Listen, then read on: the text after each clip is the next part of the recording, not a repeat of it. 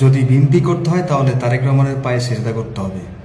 নাউজুবিল্লাহ, আস্তাগফিরুল্লাহ। আল্লাহ, তুমি মানুষকে হেদায়েত করো। আমার এই ভিডিওটা আমি আপনাদের কাছে শেয়ার চাই, এত পরিমাণ শেয়ার করবেন যে সারা পৃথিবীর মানুষের মনের ভিতরে একটা ধাক্কা লাগে।